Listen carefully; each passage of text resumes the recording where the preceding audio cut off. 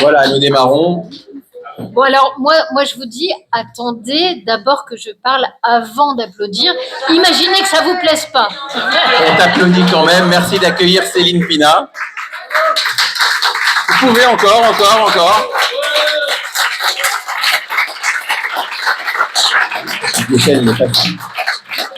Une salle comble, merci d'être là. Bienvenue au Centre culturel Anna-Simon de Railly.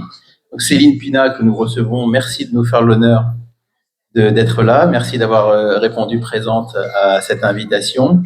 J'ai pas eu le choix, il m'a harcelé. En tout bien, tout honneur. C'est ma femme, quand même. La preuve, elle est restée. C'est bon qu'elle sait que c'était en tout bien, tout honneur. Donc Céline, on te connaît pour tes prises de position fortes, pour tes interventions évidemment de qualité, mais très tranchées, avec des thèmes qui nous touchent beaucoup, la vérité, l'antisémitisme, la lutte contre l'islamisme et la laïcité. La laïcité, thème de base aussi de toutes tes réflexions, de toutes tes interventions. C'est un point très important, d'ailleurs. Je serais très intéressé que tu puisses nous en parler, mais l'ensemble des interventions que tu as pu avoir récemment démontre clairement que tu dis les choses. Il faut mettre un mot sur les choses. Sur CNews, par exemple, sur d'autres médias, mais c'est ta marque de fabrique. C'est un peu ton ADN. Et ça nous plaît beaucoup, puisque ici, c'est exactement non seulement ce qu'on recherche, mais c'est aussi ce qu'on fait, et c'est ce qu'on dit. Alors, on a retenu comme thème ce soir Israël, la vérité trahie, mot extrêmement fort. L'Occident contre lui-même, ça veut dire concrètement, l'Occident est en train de se tirer une balle dans le pied en ne reconnaissant pas la vérité, vérité terme important dans ta bouche, dans tes mots, dans tes écrits aussi, et c'est sur ces thèmes-là que nous t'attendons. Donc merci encore d'être là. Je vous souhaite une bonne conférence. Nous échangeons avec Céline juste après son intervention. Merci.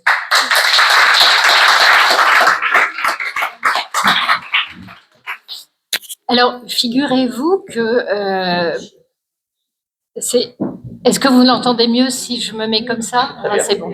Voilà. En fait, figurez-vous, je pense qu'on est à peu près tous dans la même situation. Autrement dit, nous avons vu notre monde s'effondrer.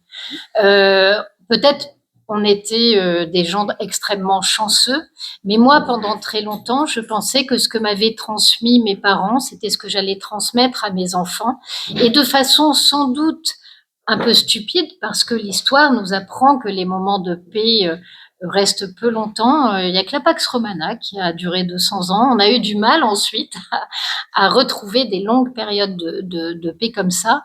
Et donc, je pense que c'était extrêmement naïf, mais c'était extrêmement profond. Au point que je raconte toujours, parce que vous savez, la première chose qui me choque dans le métier que je fais, c'est que vous avez des gens qui viennent des fois vous voir et qui vous disent « mais votre obsession pour les Juifs, elle vient d'où ?» Et là, en règle générale, ça me fait écarquiller les yeux parce que j'ai envie de leur dire « mais pourquoi croyez-vous que la Shoah a été qualifiée de crime contre l'humanité ?»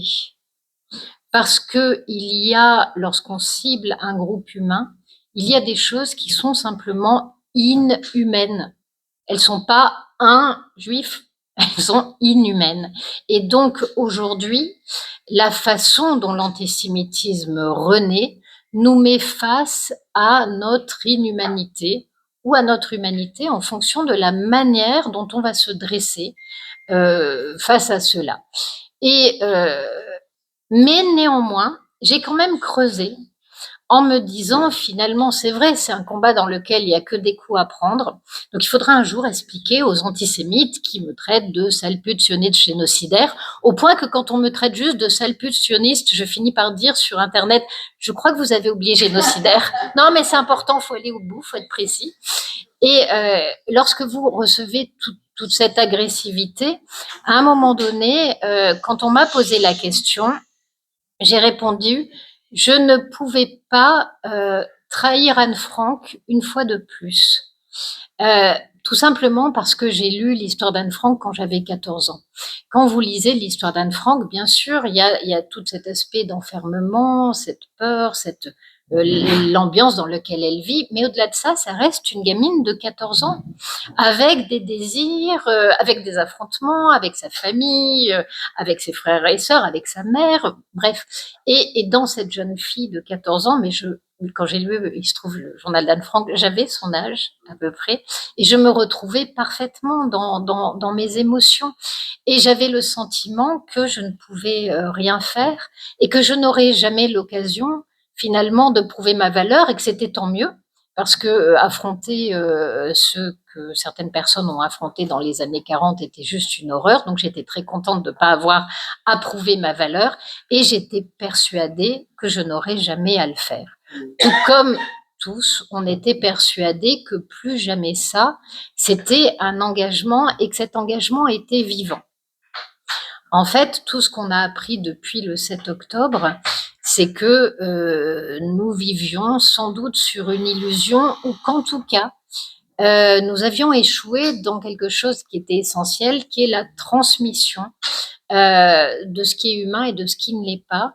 Et tout d'un coup, on s'est rendu compte que ce qu'on croyait être des frontières ou des lignes rouges n'existaient plus, n'existaient pas, et pire même, que ceux dont le devoir était très souvent soit de marquer ces lignes rouges, c'est souvent le rôle du politique, à un moment donné, du juridique aussi, mais surtout ceux qui étaient là pour donner une information juste, vérifiée et factuelle, étaient les premiers acteurs de la désinformation.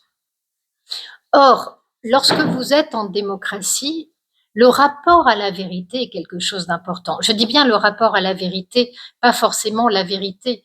Regardez aujourd'hui le scandale qui a fait la proposition de Macron d'estampiller en fait la vérité à travers les prises de position d'un certain nombre d'acteurs du débat public. Il est évident que le pouvoir, aucun pouvoir n'est là pour dire où est la vérité. En revanche, il ne peut pas se passer d'un rapport à la vérité et à la factualité, en tout cas d'un effort. Et pour arriver à débattre, encore faut-il avoir quelque chose en commun. Pourquoi est-ce qu'on est passé du débat, fécond en démocratie, à l'affrontement et au clivage? C'est parce que justement, il n'y a plus de monde commun qui soit une base sur laquelle on puisse échanger. À partir du moment où vous avez une vérité des faits, les opinions peuvent s'affronter, mais au moins vous êtes d'accord sur le ring. Aujourd'hui, on n'a même plus de ring à disposition. Et on a un certain nombre d'éléments qui nous montrent à quel point les choses deviennent difficiles. Nous prenons simplement le terme de génocide ou le terme de famine, parce qu'en fait, ils ont les mêmes termes. À partir du moment où vous accusez Israël de commettre un génocide ou de commettre ou de pousser des gens à la famine, en théorie, vous êtes censé avoir des éléments. Parce qu'il se trouve qu'un génocide, c'est pas on me montre une photo d'enfant, cela suscite en moi une émotion, et ça c'est normal. Si ça ne suscitait pas d'émotion, ce serait dramatique. Et sous le coup de cette émotion, j'en arrive à accuser finalement un pays de commettre un crime contre l'humanité. Or, une guerre ou un génocide, ça n'est absolument pas la même chose. Et il se trouve que le génocide a une définition juridique. Ça peut être dur quand vous êtes normalement constitué. Vous avez envie de dire, bah, vous savez, un enfant qui meurt, des morts liées à la guerre, tout ça c'est équivalent, il n'y a pas un mort qui soit plus important que d'autres. Ce que vous dit le droit à ce moment-là, il ne vous dit pas qu'il y a un mort qui est plus important que l'autre. Il vous dit les deux morts sont essentielles, elles ont la même importance. En revanche, ce qui est différent, c'est la façon dont la mort est arrivée, la façon dont on a tué les gens. Et oui, un dégât collatéral, c'est affreux, parce que derrière le terme collatéral, il y a des morts réelles, mais c'est autre chose que d'aller en bande, rentrer dans une maison dans laquelle vous avez une famille avec des enfants en train de prendre le petit déjeuner, et soit de massacrer les enfants devant les parents, soit les parents devant les enfants. Enfin, on a tous, pour les plus courageux, qui sont aussi les plus traumatisés, ils sont allés voir les images. Moi, je vais vous dire, je n'ai pas eu ce courage-là. le peu que j'ai vu est déjà rentré dans ma tête au point que je ne l'ai jamais oublié. Je n'ai pas eu le courage d'aller voir le film sur le 7 octobre parce que j'étais pas sûre de m'en remettre, parce que simplement de lire le témoignage des secouristes, des gens qui ont récupéré les corps ou qui vous racontent, quand ils sont arrivés dans les maisons, le spectacle qu'ils ont vu, ça me traumatisait déjà suffisamment. Mais là, vous voyez bien qu'il y a une différence, mais qu'aujourd'hui, elle est devenue inaudible. Toutes les personnes qui ont essayé de montrer la différence entre un dégât lié à un bombardement et un crime contre l'humanité qui a eu lieu le 7 octobre, ont subi des attaques extrêmement fortes et ont dû être placés sous protection. Ça m'est arrivé aussi pendant quelques mois sur cette question extrêmement précise. Et pourquoi il y a une telle violence alors que l'on peut faire la démonstration qu'il n'y a pas de génocide, et d'ailleurs que les vraies instances respectables, parce que vous avez le problème, c'est que derrière l'estampillation ONU, vous avez des agences qui peuvent être sérieuses et vous avez des choses qui sont parfaitement délirantes. Quand vous voyez par exemple Francesca Albanese, c'est pas quelque chose de sérieux. C'est un petit peu comme à l'époque où Tariq Ramadan était titulaire d'une chaire à Oxford. En fait, ça ne voulait rien dire, c'était une fausse chaire. Là, c'est pareil dans le cas de Madame Albanese, mais le simple fait de pouvoir mettre virgule ONU derrière un titre, ça vous donne une crédibilité qui fait que votre parole pèse. Le seul problème, c'est qu'en général, lorsque vous êtes une institution, non seulement votre parole pèse, mais elle va être vérifiée, elle va être estampillée, entre guillemets, vérité. En tout cas, information vérifiée. Comment est-ce que vous faites lorsque non seulement les informations qu'on vous donne sont fausses, mais lorsque on réussit à le prouver, cela ne change rien. Vous n'avez au mieux peut-être des excuses 18 mois après, autrement dit, quand tout le monde a oublié, mais les 3/4 du temps, il ne se passe rien. Je vais vous donner un exemple que vous connaissez tous. Vous avez vu ce qui est arrivé au directeur de la BBC et au directeur de l'information. Qu'est-ce qui s'est passé? Quand vous regardez en fait toute l'affaire, vous vous rendez compte que toute l'affaire est nourrie de problèmes liés à la couverture de la guerre à Gaza. Pourquoi? Parce que, alors ça va commencer, vous allez me dire, ils l'ont tout fait, avec l'hôpital Al-Ali, vous savez, celui où on nous annonce un jour qu'il y a eu un missile en provenance d'Israël, Al-Shifa, pardon, qui est tombé, qui a causé à peu près 500 morts. Très peu de temps après, le débunkage va arriver dans les, je ne sais pas si c'est le lendemain ou dans les 2 jours. En tout cas, ça va arriver très très vite. On apprend que, ce n'est pas un missile tiré par Israël, c'est un missile qui est une roquette qui a été tirée de Gaza et qui est retombée sur l'hôpital. Et 2, les 500 morts vont être réduits à moins de 50. Eh bien, cette information a été très très peu démentie. Autrement dit, et voire même après les démentis, vous avez des organes de presse qui ont continué à la diffuser en prétendant qu'ils n'allaient tout de même pas se soumettre à l'opinion d'Israël, alors que ça avait été débunké par un certain nombre de services secrets.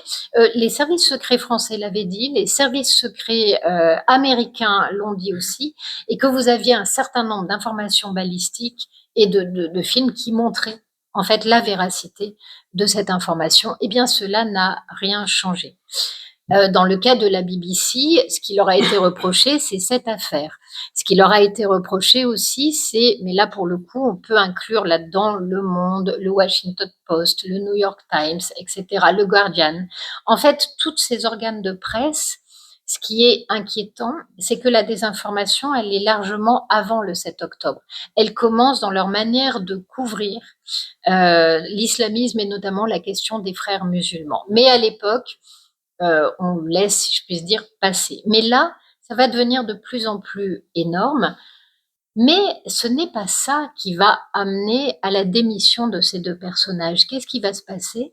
C'est que, rendus de plus en plus sûrs d'eux par cette impunité, ils vont faire un montage d'un discours de Donald Trump visant à expliquer qu'il avait appelé ou soutenu la prise d'assaut du Capitole. Et ce qu'ils vont faire, c'est qu'ils vont tronçonner sa parole et la remonter de manière à donner l'impression d'appel direct à la violence ou à la sédition. Sauf que l'enregistrement intégral existait et que donc la preuve qu'il y avait eu un montage a pu être faite. Mais même ça n'a pas encore... Qu'est-ce qui a poussé à la démission? C'est quand Donald Trump a dit, écoutez, ça va être très simple. Moi, je vais vous faire un procès. Or, on sait que les États-Unis ont un véritable droit extraterritorial. Et il leur a dit, je demanderai entre 1 et 2 milliards de dommages et intérêts. Et là, la BBC s'est rendu compte qu'à 1 ou 2 milliards de dommages et intérêts dans la situation financière dans laquelle elle était morte. Qu'est-ce qu'elle a fait? Elle a fait rouler 2 têtes. Mais vous avez 2 façons en politique de faire rouler des têtes. La première, c'est vous faites tomber les têtes en disant « Ah, désolé, on a fait une erreur, c'était pas bien, et dorénavant, nous vous garantissons une autre façon d'être en rapport avec l'information. » Et l'autre solution, c'est vous décapiter les 2 têtes qui gênent et vous continuez business as usual. Je crains malheureusement que nous soyons dans la deuxième, mais la France n'est pas meilleure sur ces questions-là. C'est-à-dire que ce qu'on reproche à la BBC, texto, autrement dit, reprendre les chiffres du Hamas, parler de ministère de la Santé, alors que on sait très bien que ce sont des terroristes, balancer des informations sans les vérifier, mais voir une fois démenties et vérifiées, finir par les valider quand même et par les représenter, ça c'est extrêmement inquiétant en démocratie. À la limite, dans un État totalitaire, aucun problème. Dans un État totalitaire, c'est le pouvoir qui détermine quelle est la vérité. Et sa représentation, son désir est une vérité. Normalement, dans un État démocratique, il est basé sur l'intériorisation de la norme et sur le consentement. Nous consentons à former une société politique et nous avons un certain nombre de valeurs sur lesquelles sont appuyées les lois que nous créons et auxquelles nous sommes censés adhérer. Donc, elle repose sur la validation d'un commun. Et ce commun, normalement, doit être garanti par une information fiable, puisque on est lié par un consentement mutuel. Si vous consentez sur un mensonge, vous savez très bien ce que ça peut donner. On ne construit pas sur du sable, on ne construit rien de durable sur un mensonge. Les mensonges finissent toujours. C'est Douglas Murray qui disait ça, parce que parfois, il faut quand même reconnaître qu'on est au fond du trou. On regarde ce qui se passe et on se dit, mais c'est pas possible, comment est-ce que ça peut continuer? Et Douglas Murray dit, la vérité, elle prend peut-être l'escalier, mais elle s'obstine. Elle est toujours là, elle poussera la porte et vous lui claquerez la porte 100 fois, elle reviendra 101 fois. C'est une forme de force et de poussée. Vous ne pouvez pas la repousser indéfiniment. Le problème, c'est que dans une société basée sur le consentement, si les informations sont fausses et si vous n'avez pas un minimum de socle commun, c'est votre société qui s'effondre. Et c'est ce à quoi nous sommes en train d'assister. Et ça n'est pas forcément involontaire. C'est-à-dire qu'on a vu une caisse de résonance du discours du Hamas et en règle générale des islamistes que l'on a dans certains organes de presse, et malheureusement, c'est les plus souvent ceux en qui on avait confiance. Quel était le journal de référence quand on avait tous 20 ans? C'était Le Monde, c'était les informations télévisuelles et notamment le service public, c'était France Inter, c'était France Culture. Aujourd'hui, d'où sont venues les principales désinformations? Très souvent de ces mêmes organes de presse. Et qu'est-ce que ça donne? À partir du moment où vous ne pouvez plus vous mettre d'accord sur un commun factuel, alors ce sont 2 vérités qui s'affrontent. Et plus elles s'affrontent, plus elles deviennent... moi, j'ai réussi... Ça a été moi pendant un temps, hein, vous. Alors, aucun problème, d'habitude, c'est moi, la personne. Mais voilà, dans ces affrontements-là, vous êtes dans l'idéologie. qui se part du nom de vérité, et on est dans l'incompatibilité. Et pourquoi est-ce qu'il était important de reprendre la parole du Hamas et de la mettre sur la place publique? Tout simplement parce que utiliser la haine des Juifs comme vecteur de soulèvement politique ou comme un agrégat politique, eh bien ça fonctionne. Et ça a très bien fonctionné au XXe siècle. Et ce qui est intéressant, c'est de voir parfois les différences justement entre l'Allemagne et la France. C'est-à-dire que vous avez l'impression qu'au niveau politique, il y a toute une génération de politiques allemands qui n'a pas perdu le fil de cette histoire-là. Eux sont vraiment des héritiers de la fin de la Deuxième Guerre mondiale. Mais rappelez-vous aussi, qu'est-ce qui va créer la Première Guerre mondiale? Qu'est-ce qu'on va expliquer pour l'Allemagne? On va dire l'Allemagne part à l'attaque en fait d'un certain nombre de nations parce qu'elle n'a pas de colonies et qu'elle éprouve le besoin de s'étendre un petit peu. Mais cette absence de colonies, on la retrouve aujourd'hui dans finalement le lien beaucoup plus pur qu'il y a entre la fin de la Deuxième Guerre mondiale et le fait que eux ont tenu les rapports issus de la Seconde Guerre mondiale. Qu'est-ce qui se passe après la Seconde Guerre mondiale? L'Europe se réveille groggy, et elle, qui s'estimait être un haut-lieu de l'humanisme, en fait, se rend compte qu'elle a commis sur son sol le pire crime que l'on puisse commettre. Et malheureusement, parce que ça aurait pu être, elle va le faire d'une façon au départ intelligente en disant toutes les cultures ont leur logique, toutes les cultures ont un droit à être, et du dialogue de la culture va naître une meilleure compréhension, voire mettre un monde totalement globalisé, autrement dit, un monde pour qui la limite entre le bien et le mal, les lignes rouges, etc., sont les mêmes pour tout le monde. Et on va sortir de la Deuxième Guerre mondiale avec ce rêve-là et avec aussi une culpabilité relativement enfuie. Et ce qui va se passer ensuite dans les années 60, ça va être la décolonisation. Et elle va être très compliquée pour des pays comme la France, pour des pays comme l'Angleterre. L'Allemagne va avoir nettement moins de problèmes vu qu'elle n'avait pas de colonie. Et il se trouve que les hommes politiques que nous avons aujourd'hui ne sont pas les héritiers de la Seconde Guerre mondiale, ce sont les héritiers de la décolonisation.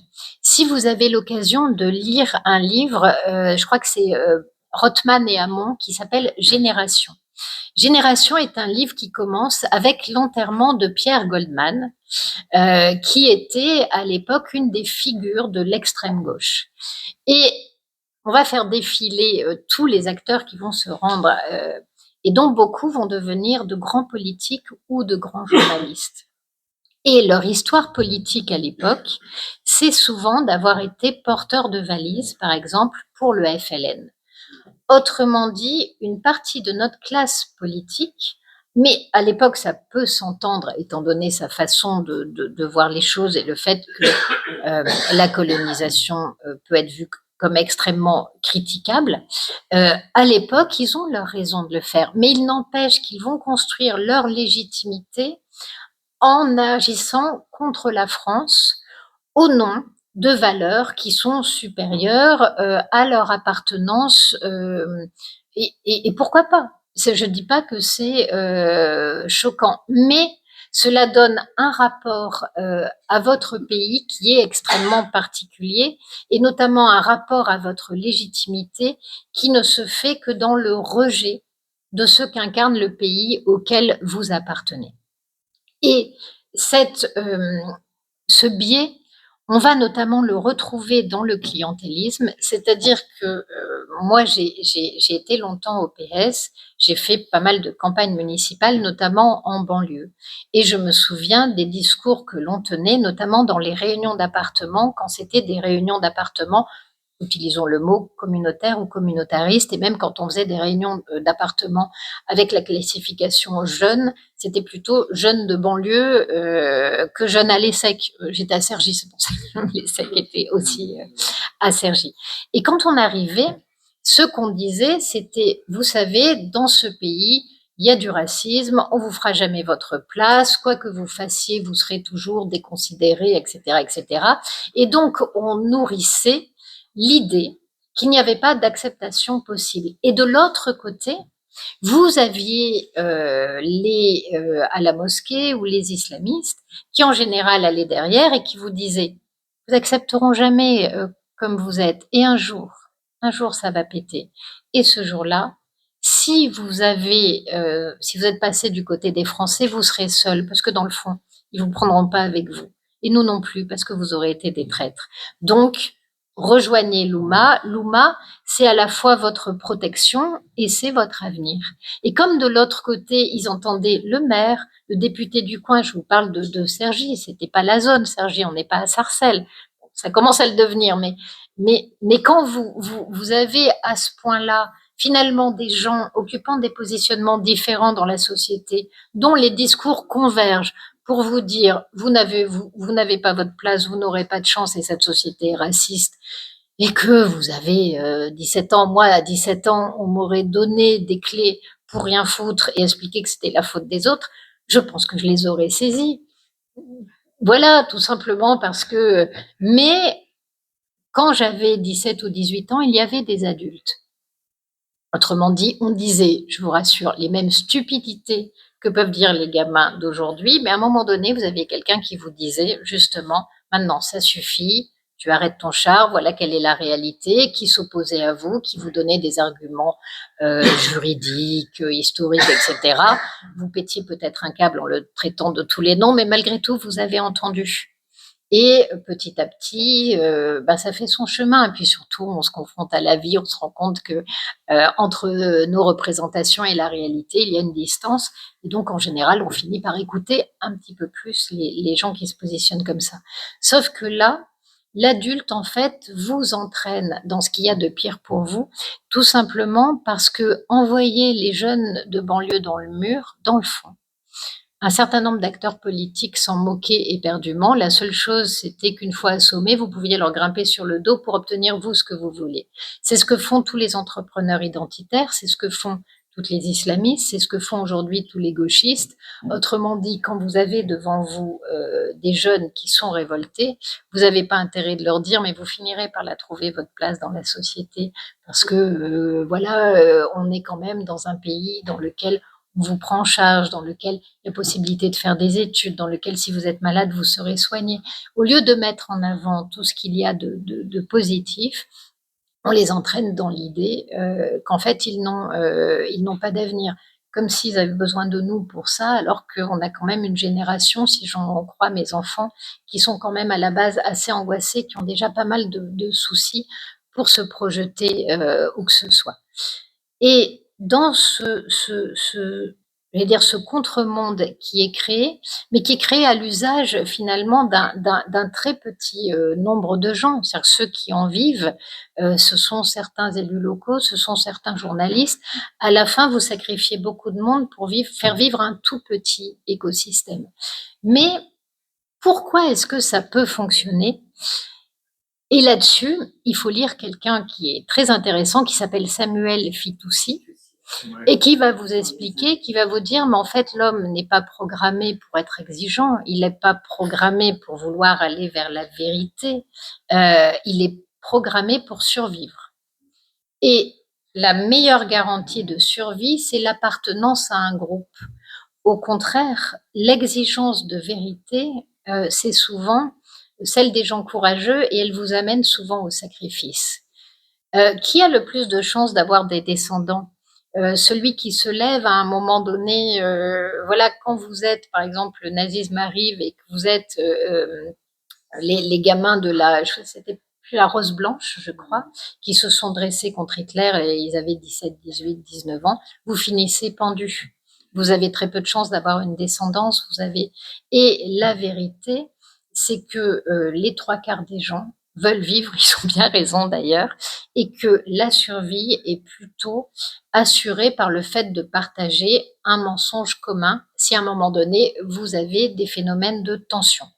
Si vous prenez la vérité contre le groupe, il y a des chances que vous finissiez dans ce qu'on appelle le bouc émissaire.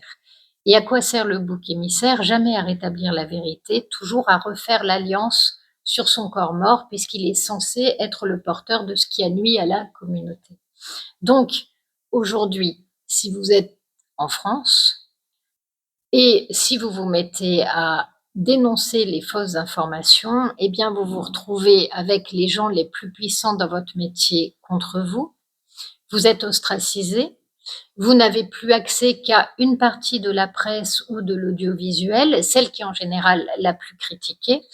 Et vous vous tapez un procès qui est extrêmement violent, puisque ça va commencer par vous êtes à l'extrême droite, vous soutenez un génocide, vous n'avez aucune pitié pour des enfants en train de mourir, parce que il n'y a pas de mort de Palestiniens, il n'y a que des morts de bébés, manifestement, dans le... Et ainsi de suite. Et c'est très lourd à encaisser, quand bien même vous êtes persuadé que c'est faux. Encore faut-il avoir la capacité de réagir si vous êtes confronté à cela sur un plateau de télé. Mais peut-être qu'encore sur un plateau de télé, ça reste du théâtre. C'est beaucoup plus dur quand vous l'êtes dans votre intimité. Quand c'est quelqu'un que vous aimez ou quand c'est un ami en qui vous avez confiance. Et là, la déstabilisation est d'autant plus forte que quelqu'un qui va vous accuser d'être génocidaire, il ne va pas pouvoir le faire avec mesure. Vous ne parlez pas à un nazi avec mesure.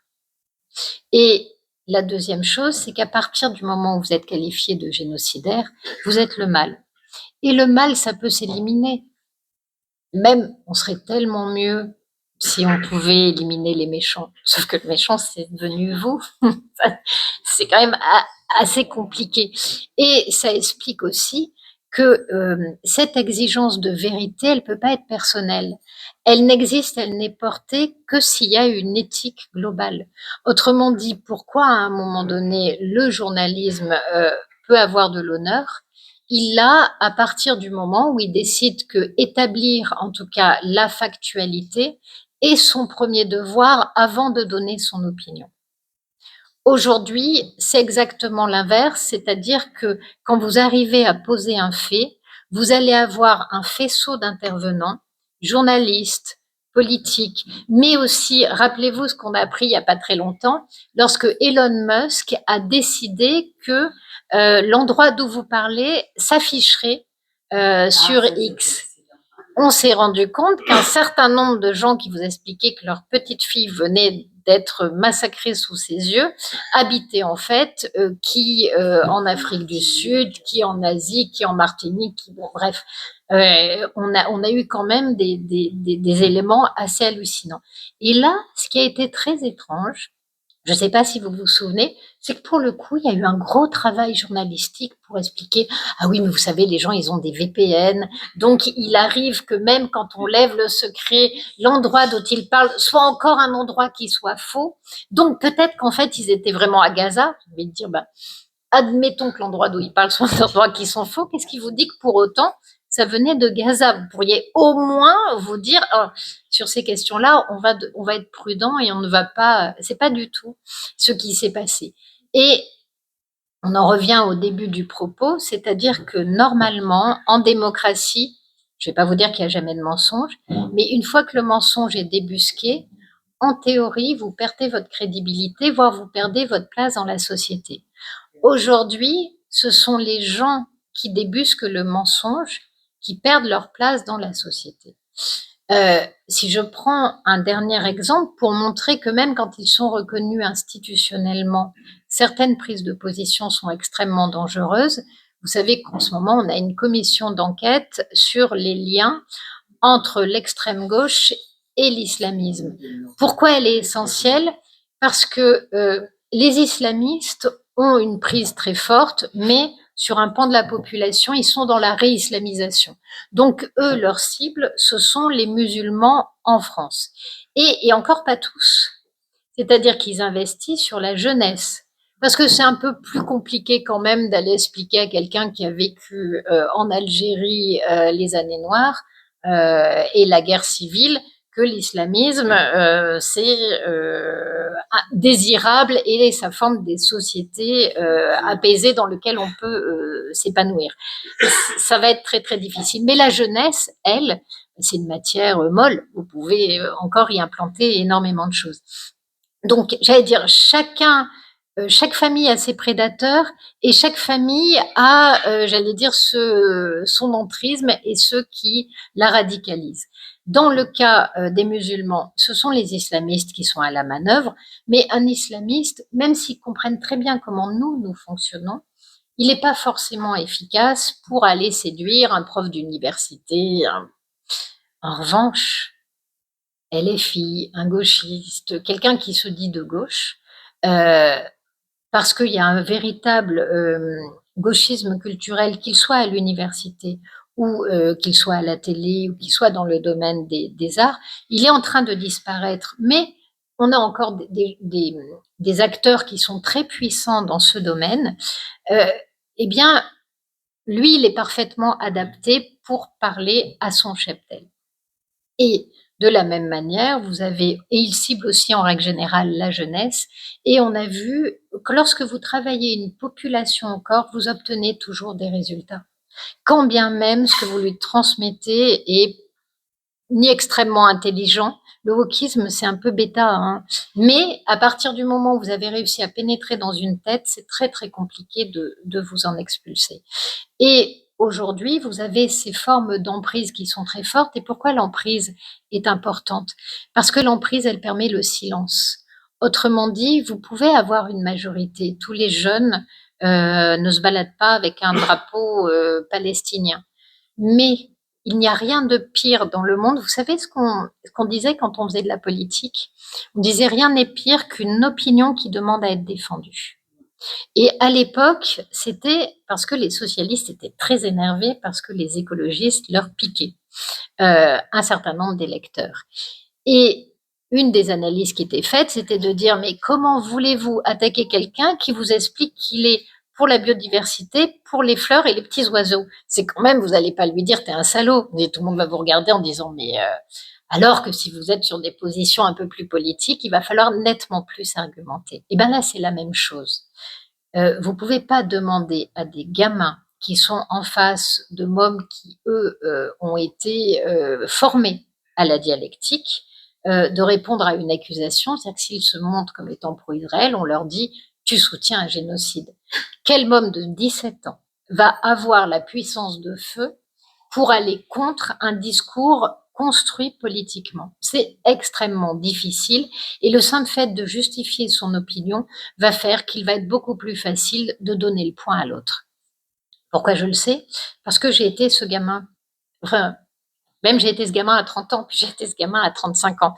Il y avait un sujet que l'on évitait toujours quand on militait ensemble. On était une bande de copains, on venait de tous les milieux, Et lorsqu'on nous parlait du conflit israélo-palestinien, vous savez ce que on disait? Mais toujours, hein. Non, mais nous, on est pour la solution à 2 États. Vous disiez ça, fin de la conversation. Plus personne ne vous emmerdait, tout le monde avait l'impression d'avoir marqué un point et on pouvait passer à autre chose. On ne peut plus le faire aujourd'hui. Tout simplement parce qu'à l'époque, c'était encore un conflit qui était extérieur. On essayait de l'amener en France, mais ça ne prenait pas. Aujourd'hui, ça n'est plus le cas parce que la portée romantique du mythe palestinien qu'a déjà utilisé Khomeini en son temps et dans sa sphère mentale, aujourd'hui est parvenue jusqu'à la nôtre. Et cette portée romantique fait que le moindre crétin qui emploie un drapeau palestinien a le sentiment de compter, d'exister et d'œuvrer pour le bien commun. Ça vous donne une identité et ça vous donne une qualité. Quand vous êtes perdu et que vous savez pas très bien où vous êtes, et en plus, ça vous ramène des copains. Vous entrez dans un groupe et ce groupe est un groupe protecteur. Il est tellement protecteur d'ailleurs qu'il est prêt à se battre pour vous et il est même prêt à aller attaquer une jeune femme victime de viol, par exemple, pour peu qu'elle soit juive et que son discours dérange. Et lorsque vous voyez cela, il est quand même très très compliqué de se dresser face à la meute. Et y compris des gens, je pense par exemple à Nora Bussini, je pense à Souleymane, Emmanuel Razavi également. Les 3 ont été auditionnés dans cette commission. Je vous invite à les écouter parce que c'est extrêmement riche. On retient pas forcément tous les noms qu'ils donnent parce qu'ils ne sont pas dans notre sphère mentale, mais en tout cas, ce que l'on constate, c'est la véritable porosité entre une partie du terrorisme international, parce que on n'est pas simplement dans de l'islamiste. Ils sont pas allés serrer la main de Ramadan, ce qui déjà et pourrait se discuter. Non, là, on est avec des gens quand même qui ont du sang sur les mains. On est avec la tentative de faire passer l'organisateur d'un certain nombre de crimes pour le Mandela palestinien, Marwan Barghouti. Quand vous voyez toutes ces constructions-là, quand même, comment est-ce qu'on peut aller aussi loin et pourquoi est-ce que oui, et pourquoi est-ce que personne ne se dresse? Parce que là, ce que l'on attendrait, c'est aussi l'homme politique qui, à un moment donné, comprend que toutes ces accusations visent à déshumaniser une partie de la population, et la déshumanisation précède toujours la violence et l'élimination. Donc, normalement, quand vous êtes un homme politique, que vous avez été instruit par toute l'histoire du XXe siècle, c'est votre moment de vérité. Vous devez vous dresser. Ce que je n'ai pas pardonné à mes anciens camarades, parce qu'il y a une vraie discussion à gauche, où beaucoup de gens me disent « tu es d'une dureté sans nom, nous, PS, nous ne sommes pas LFI ». Et moi, je leur dis « l'antisémitisme est une ligne rouge ». Lorsque vous vous êtes alliés et vous avez créé le nouveau Front populaire l'année dernière, vous saviez très bien avec qui vous vous alliez. Je vous rappelle qu'on sortait des épisodes où il y avait notamment les femmes juives qui avaient voulu manifester, qui s'étaient fait sortir d'une manifestation avec une grande violence. On avait ce qui s'était passé à Sciences Po. Je rappelle quand même des actes antisémites entre gamins, et surtout, par exemple, à Menton, où il y a une reprise en main aujourd'hui qui est en train de se faire, mais à Menton, il avait fallu... Menton, en fait, c'est la Sciences Po du Moyen-Orient. Autrement dit, c'est là où, en général, on installe des étudiants qui vont venir de toute cette zone. Eh bien, à un moment donné, à Sciences Po Menton, on n'a pas pu assurer la protection des étudiants juifs. Et il a fallu les exfiltrer, vous savez, où on les a envoyés à Paris. Je pense que les pauvres, remarquez, ils ont dû se sentir en terrain connu finalement.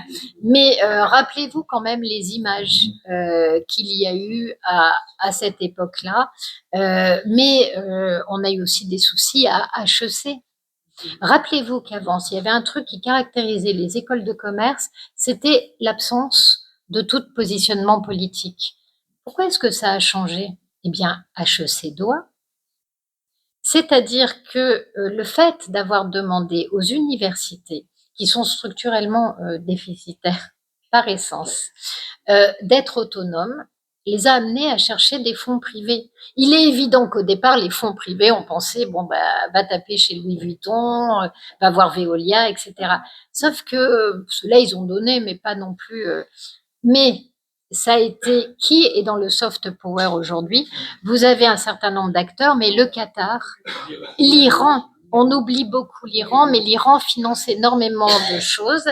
Et eh bien, la faiblesse des universités, pour eux, c'est une manne. Pourquoi? Parce que l'université, c'est le lieu où se forgent les représentations. C'est le lieu où se forge souvent votre premier rapport aux politiques, ou votre premier rapport à la société politique, en tout cas. Et tenir le lieu de la représentation, c'est tenir le lieu de la validation des opinions. L'université est censée, par exemple, un travail d'histoire, est censé faire le point sur une période donnée et vous dire, voilà ce qui s'est réellement passé. Après, vous pouvez toujours trouver des archives qui vous aident à connaître ça un petit peu plus subtilement, mais grosso modo, vous avez des accords sur telle période de l'histoire pour savoir, voilà, tel événement, qui étaient les acteurs, qui n'est pas remis en cause, même aujourd'hui ou des années après. Aujourd'hui, c'est cela que l'on a perdu, c'est-à-dire que le factuel ne permet pas d'arrêter une opinion fausse ou un mensonge. Le mensonge revient. Et il en est du mensonge comme de la pédagogie, c'est une affaire de répétition. Et c'est ce qu'on appelle le dog whistle. C'est l'idée qu'en fait, plus vous imposez aujourd'hui, demandez donc dans la rue à quelqu'un de lambda, et vous lui dites, mais Israël, il commet un génocide ou pas? Au mieux, la personne vous répondra, je ne sais pas. Et je dis au mieux. Oui, alors que on sait qu'il n'y en a pas. Si on pose la question de la famine, ce sera exactement la même chose. Je vous rappelle qu'on a eu toutes les images, notamment il y a quelque temps, vous savez, du lait pasteurisé pour bébés. Donc là, on est vraiment dans quelque chose qui touche énormément.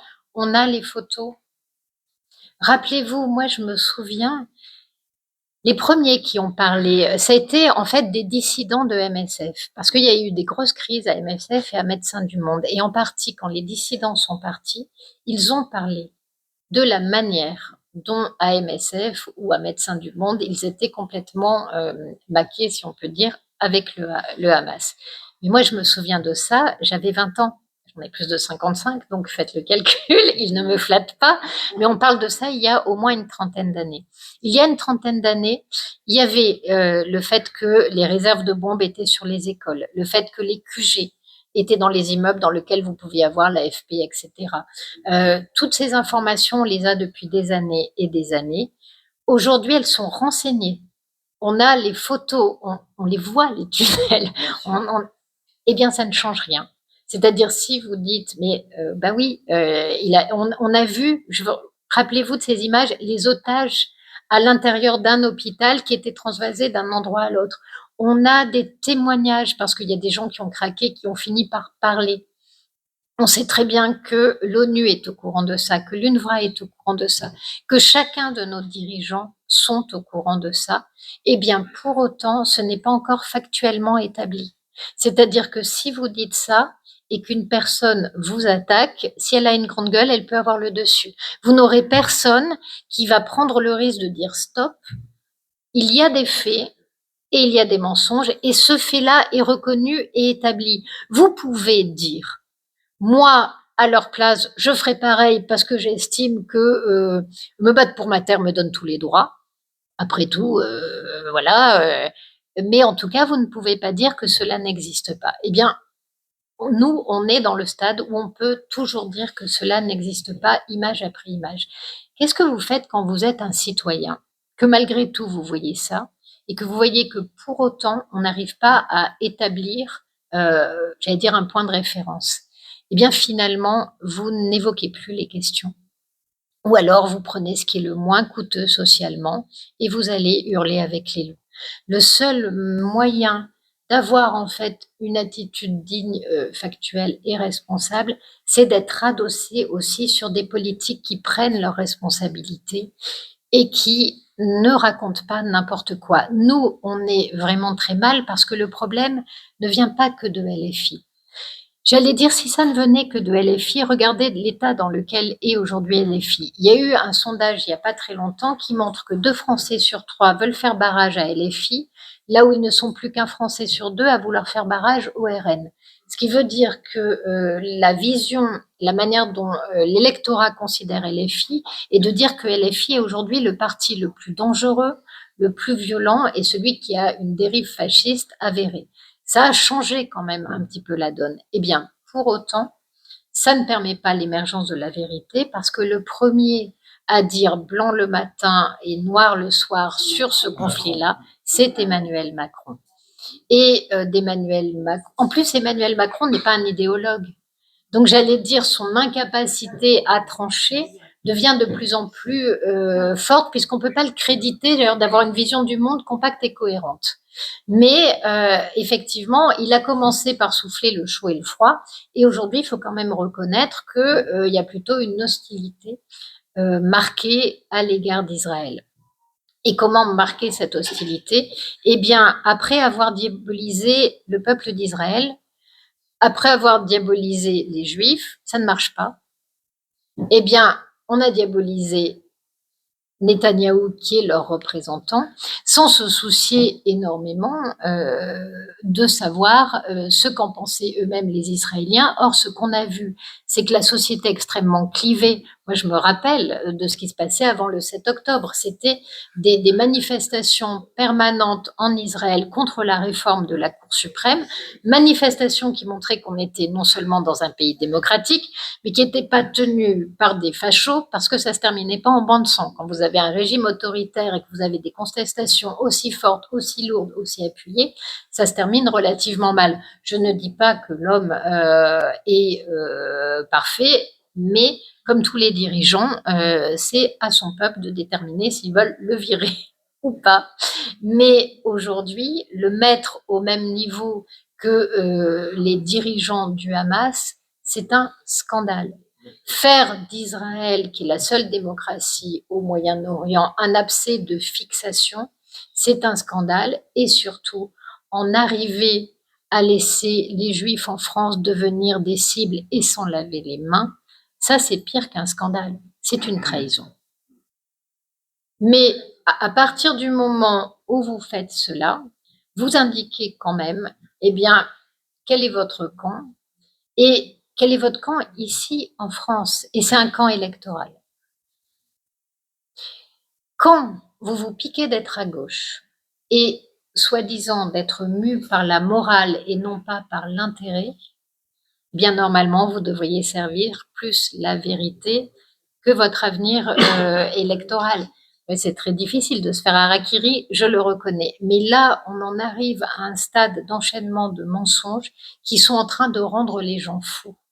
Parce que vous ne pouvez pas vous exprimer en démocratie si vous avez l'impression, vous savez, moi j'ai l'impression que la démocratie aujourd'hui, ça nous est arrivé à tous de boire peut-être un petit peu trop.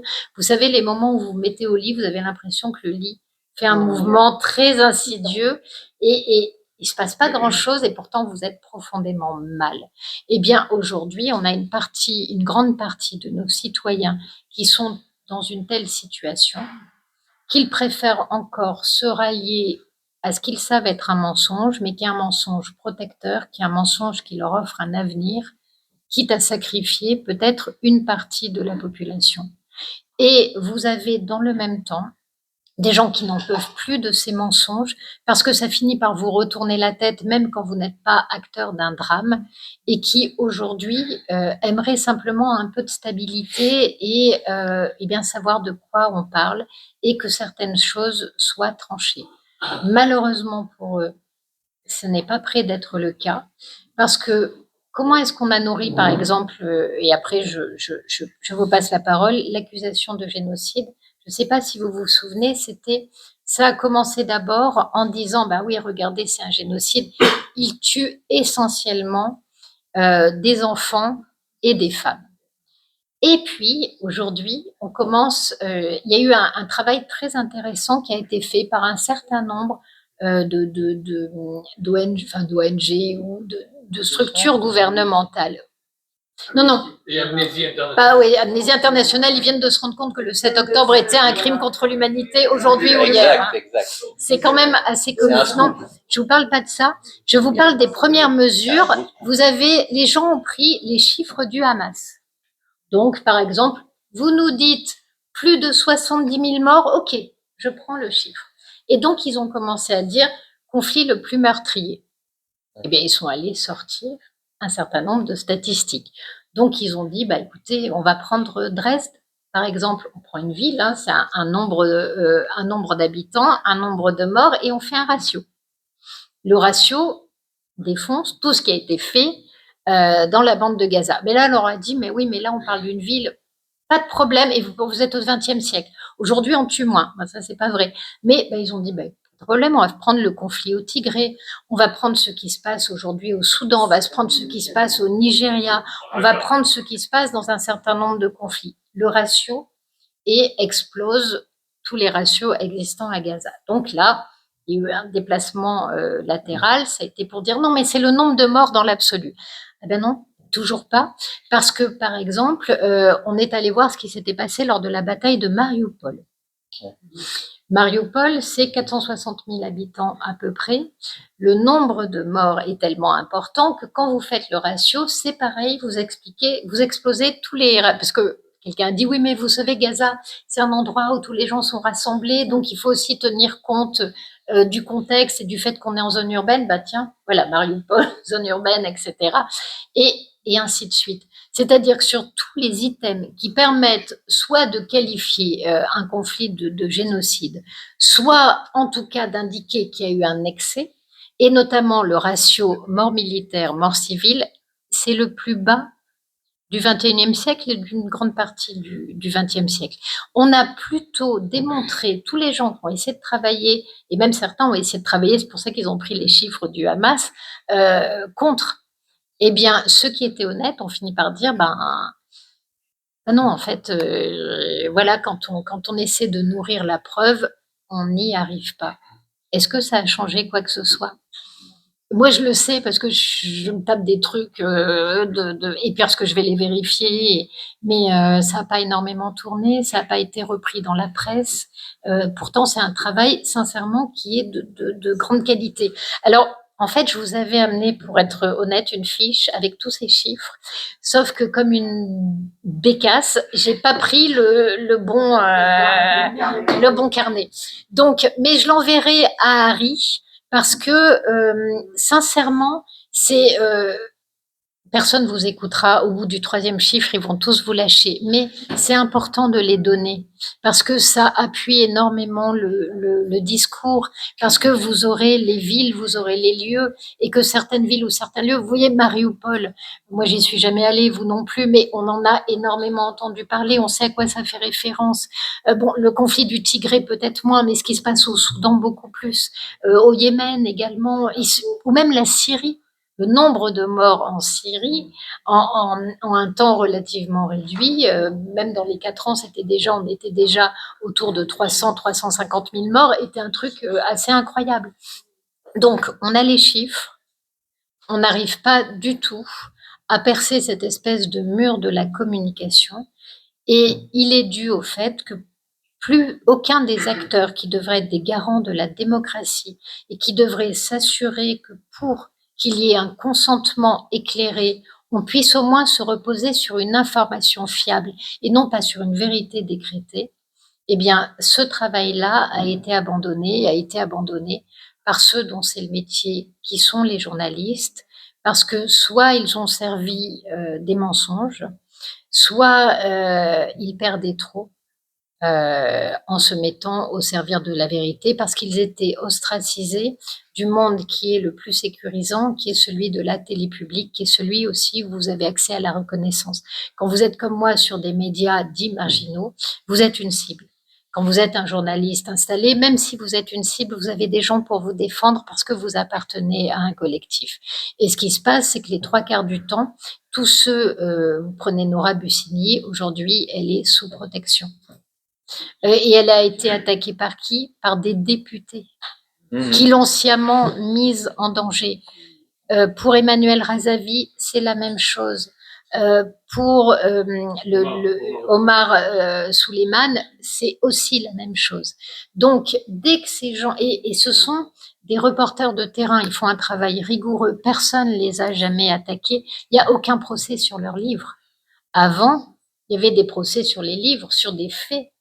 Aujourd'hui, on attaque leurs personnes, on les attaque sur les réseaux sociaux, on les menace dans des boucles, on transmet leur adresse parce que aujourd'hui, oui, aujourd'hui être ciblé par l'Iran, c'est dangereux. L'Iran a déjà commis des assassinats sur notre sol et le referait sans aucun souci. Eh bien, quand vous voyez ça, vous comprenez aussi la difficulté qu'il peut y avoir à faire émerger la vérité. Pourquoi est-ce que c'est en train de nous détruire? Mais pour ne pas terminer en se disant on franchit la porte et on va tout de suite se pendre dans la cave, il y a quelque chose qui nous sauve malgré tout, c'est que tous ces acteurs-là ne sont plus crédibles aujourd'hui. Vous avez une perte de confiance majeure. Alors c'est problématique aussi à long terme, mais dans les politiques comme dans les journalistes. Et quand vous regardez la façon dont à la fin la France se détermine sur les votes, vous prenez par exemple l'histoire du maire d'Augignac, le PS n'avait pas plus envie que ça de le virer, mais il l'a fait immédiatement, parce qu'ils se sont quand même rendus compte qu'aujourd'hui, cette violence contre les Juifs, les gens commencent à intégrer qu'après samedi vient le dimanche. Et ils ont le sentiment qu'une partie de leur élite est en train de les trahir. Mais si encore ils les trahissaient pour leur offrir des lendemains qui chantent, parce que c'était ça la promesse à l'origine du socialisme. Sauf qu'aujourd'hui, ils savent très bien que la promesse de société que porte l'islamisme, c'est Raqqa, c'est Gaza. Ce sont des endroits dans lesquels on vit mal, on ne peut pas poursuivre ses propres buts, dans lesquels l'individualité est écrasée, dans lesquels la violence est omniprésente. Et de cela, ils ne veulent pas. Et remarquez bien que jamais aucun gauchiste, en général, quand il monte au créneau, c'est pour attaquer ce qui est. Ils ne disent jamais ce qu'ils vont installer comme société. Parce que la réalité de la société installée, eh bien, personne n'en veut, tout comme à un moment donné, l'URSS est devenu un repoussoir et que la connaissance de ce qui se passait vraiment dans les démocraties dites soviétiques a fini par tuer l'idée même du communisme. Et là, on a quand même cette prise de conscience-là qui fait que malgré une trahison d'une partie de nos élites, je trouve que nous avons un peuple qui finalement reste encore assez droit. Enfin, en tout cas, moi j'aime penser ça parce que sinon, sincèrement, de temps en temps, pour avoir envie de se battre tous les jours, faut se dire j'ai un petit espoir de gagner, même un gros. Merci Céline. Merci infiniment. On va prendre des questions. Merci pour votre exposé. Merci pour ces mots. On va prendre les questions. Tu as énormément de choses à nous apprendre encore. Je pense que la salle a très envie de te poser ces questions. Merci encore, un grand applaudissement pour Céline. On va prendre une question par une question. Parfait. Une par une? Oui. On va poser des questions et non pas des observations. Moi, la première que je voudrais vous poser, c'est est-ce que vous pensez que l'électorat juif peut peser? Alors, je sais bien qu'on n'est que 400 000 euros, enfin 400 000 euros, je parle d'argent, 450 000 juifs par rapport à... Je vous signale qu'il évalue chacun d'entre vous à 1 euro. 1 euro. Moi, je serais super pas cher payé, oui, c'est vrai. Est-ce que vous pensez qu'avec 450 000 juifs en France et 4 millions, peut-être 4-5 millions de musulmans. Non, mais ça fait rien. On va rester sur les données qui sont officielles. Allez, on va rester dans les données officielles. Est-ce que vous pensez que l'électorat juif a peut-être pour les prochaines élections présidentielles a un poids à peser? Alors ça, c'est pas une question, hein. C'est une fois que vous avez cité les chiffres, l'aspect question est mort. J'ose espérer. En fait, j'espère, ce qu'il y a d'intéressant, justement, moi ce que j'aime bien, c'est que justement il n'y a pas d'électorat juif. C'est que, j'allais dire, vous savez ce qu'on disait à une époque des trotskistes? On disait 2 trotskistes, un parti, 3 trotskistes, une scission. C'est pareil dans une discussion avec des potes juifs. 2 qui sont d'accord, le 3e, il va leur expliquer que franchement, c'est bullshit tout ça. Donc, il y a une vraie énergie et on peut pas les caricaturer. C'est-à-dire que c'est pas les membres d'un nous qui dirigeraient complètement leur positionnement, leur conscience, voire leur rapport à la vie, voire même leur rapport à leur religion, voire même leur rapport à leur identité. C'est extrêmement divers. C'est pas le cas déjà chez les musulmans, mais encore moins chez les islamistes. C'est-à-dire que toute l'approche islamiste, elle est de détruire finalement la détermination individuelle. L'islamiste, il vous dit, tu es avant tout le représentant du nous, celle qui en parle le mieux, parce qu'elle est folle et sans filtre. Et en fait, la beauté des fous, c'est qu'en fait, ils atteignent une forme de vérité. Elle est dans la vérité, j'allais dire, de son délire. C'est Ouria Boutelja. Écoutez ce que vous dit Ouria Boutelja. Ouria Boutelja, elle en arrive à dire le nous est tellement essentiel que vous devez écraser votre individualité, y compris si vous êtes victime de violence si cela doit porter atteinte à l'image communautaire. Vous vous souvenez de cette histoire? Elle racontait en disant: une femme noire se fait violer par un blanc, elle dénonce son violeur. Elle se fait violer par un noir, par respect pour sa communauté, elle doit se taire. Parce que sinon, elle alimente le racisme et une mauvaise vision de son peuple, comme si un valait tous. Jamais en démocratie, un vaut tous. Et pourquoi est-ce que vous pouvez avoir un vote musulman? Tout simplement parce que les musulmans qui sont sous emprise islamiste, oui, ils votent comme un seul homme. Mais ce qui est intéressant, c'est qu'ils votent pas pour une idée précise. Ils votent pour un deal. C'est-à-dire que quand j'étais au Parti socialiste et à un moment donné, j'ai été suppléante pour une législative. Quand vous arriviez, par exemple, moi je me souviens de mecs qui disaient, mais quand vous discutiez par exemple avec un jeune juif, vous lui demandiez ce qu'il pense, qu'est-ce qu'il attendait de la vie, pourquoi est-ce qu'il voulait s'engager, qu'est-ce qui dans le socialisme lui parlait ou pas. Et vous aviez une discussion, et pareil pour les 3/4 des gens. Et quand vous aviez un représentant communautaire, d'abord, il ne se présente pas en individuel, il se présente en représentant d'une communauté. Donc, dès l'entrée, les choses sont différentes. Et à ce moment-là, les 3/4 du temps, il en a rien à foutre. Il fait même pas semblant de s'intéresser ni au projet, ni au programme, ni à l'idéologie. C'est qu'est-ce que je peux amener à ma communauté? Et donc, les deals, ils étaient toujours très matérialistes. C'était la construction de la mosquée, les carrés au cimetière, mais les possibilités d'organiser ou de faciliter les voyages à la Mecque ou l'organisation de voyages à la Mecque, et plus important que tout, le retour au pays quand vous mourrez. Autrement dit, l'activité en fait de rapatriement de corps. Et très souvent, les deux étaient mêlés, c'est-à-dire que la personne venait en vous disant, et eux, ils vous garantissaient, tu as un meeting, tu veux 200 jeunes à ton meeting, tu auras tes 200 jeunes. En échange, je veux pouvoir, par exemple, avoir la main sur la politique de la jeunesse et pouvoir employer un certain nombre de personnes comme animateurs au sein des écoles ou au sein. Et c'était des deals qui étaient toujours très concrets et matérialistes. Parce que dans le fond, ils en ont rien à foutre. Ils peuvent voter pour la gauche, pour la droite, pour le milieu, peu importe. C'est pas un positionnement politique, c'est un positionnement communautaire. Et donc, il n'y a pas de bien, il n'y a pas de mal, il n'y a pas de poursuite de l'intérêt général. Il y a ce qui est bon pour le nous, ce qui est mauvais pour le nous. Et c'est tout.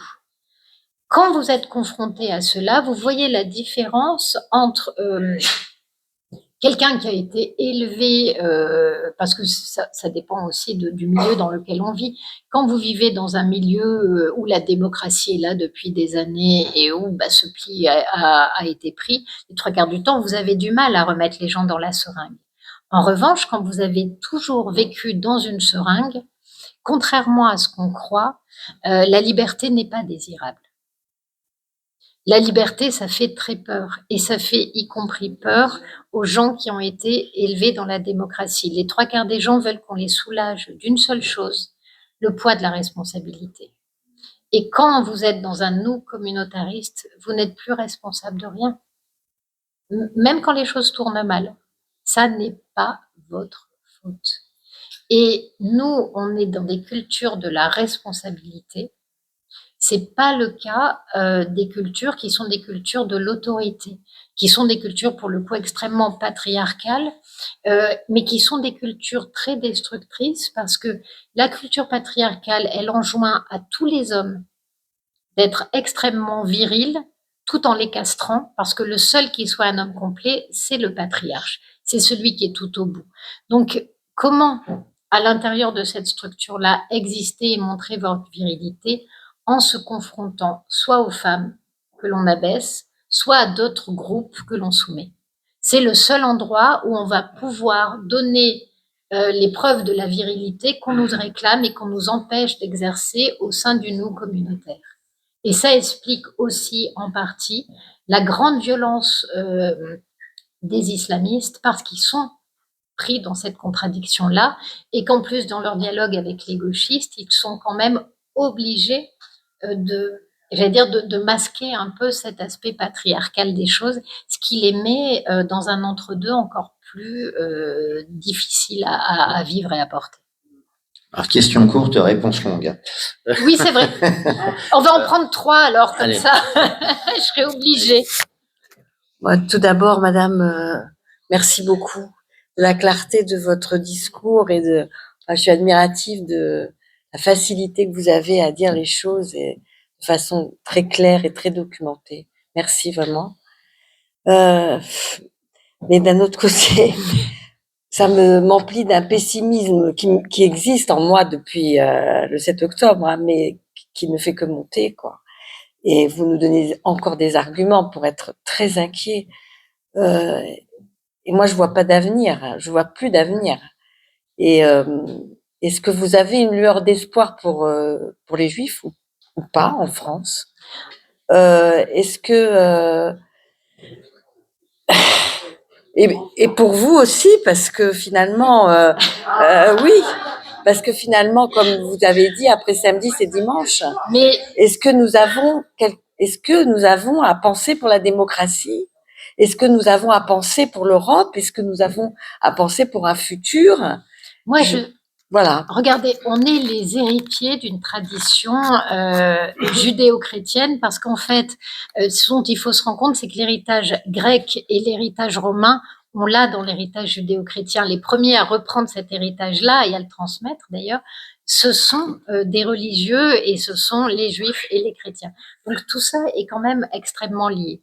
Je crois que regardez à quel point les grandes idées refusent de mourir. Finalement, avant même d'arriver à exister sur le terrain, l'idéal démocratique, la quête de responsabilité, la quête d'égalité, égalité dans le sens, oui, bien sûr qu'on est différent, mais d'égalité dans le sens de dignité humaine partagée, la quête des libertés, tout cela, ça a traversé toute l'histoire et avec un succès souvent plus ou moins relatif, bon, souvent il faut reconnaître qu'on a échoué, mais on y est arrivé. On a créé ces sociétés démocratiques. Ce qui a été fait une fois ne peut pas disparaître totalement.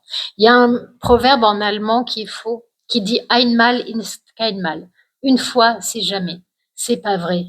Ce qui a été peut toujours être retrouvé. Un trésor perdu peut toujours être déterré. Et nos neuneux aujourd'hui, les gamins qui sont en train de se faire retourner le cerveau, à un moment donné, ils vont chercher à s'en sortir. Et ce jour-là, ce que nous portons, ils vont le retrouver. À nous de faire en sorte qu'on ne le perde pas. Et aujourd'hui, là où je suis d'accord avec vous, c'est que mon destin et le destin des Juifs en France, c'est le même. Voilà, on est dans le même bateau. Et les imbéciles qui sont en train de se dire, on va jeter du lest, tiens, cette population-là, après tout, ils sont que 400 000, ils se rendent pas compte que les prochains qui passent par-dessus bord, c'est eux. C'est eux tout simplement parce que mais il y a une deuxième chose qui me rend optimiste, c'est que il y a des éléments anthropologiques, c'est-à-dire vous allez pouvoir pousser une nation, mais à un moment donné, elle a aussi regardez avec vos gamins. Vous pouvez de temps en temps essayer de les impressionner, mettre toute votre autorité devant. Mais si à un moment donné, le gamin qui est en face de vous, il sait ou il sent ou il pressent que son destin c'est la musique, que c'est profond en lui, il trouvera les ressources pour se dresser en face de vous. Et bien là, de la même manière, ce que portent les islamistes est tellement étranger anthropologiquement, pas simplement à la culture d'aujourd'hui, mais à toute notre histoire, à la manière dont nous nous sommes construits, que je pense qu'il y a un effet backlash qui peut arriver et que les nations ne se laissent pas soumettre si facilement. Reste à savoir lesquelles résisteront, lesquelles ne résisteront pas. Mais vous savez, c'était un ami qui m'avait raconté ça parce qu'un jour, quand je vous dis les adultes, de temps en temps, ils vous mettent des claques qui sont roboratives. J'étais jeune et j'arrive et j'explique, ouais, de toute façon, tous ces connards qui étaient résistants en 43, comme si franchement.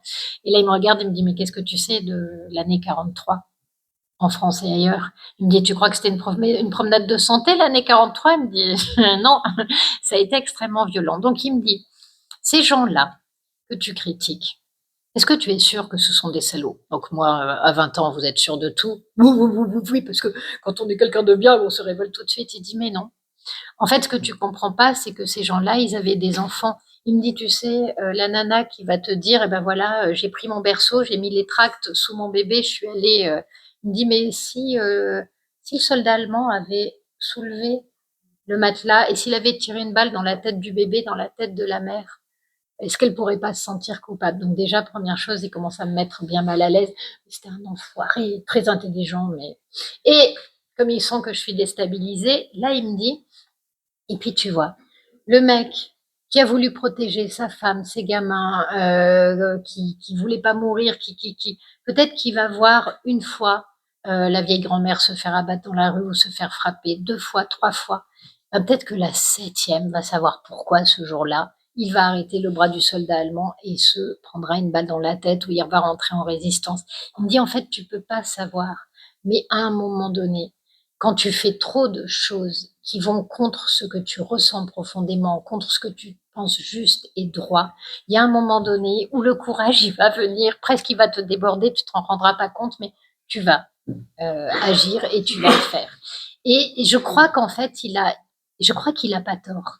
C'est de la même façon que Douglas Murray, quand moi j'étais au fond du trou et je disais, de toute façon c'est mort, etc. Alors, c'est pas moi qui l'a dit, hein. Je tombe sur cette vidéo, je me suis dit, tiens, allez savoir, il y a peut-être des fois des hasards ou de la fortune, mais en tout cas, je tombe sur cette vidéo qui me dit non, la vérité gagne toujours.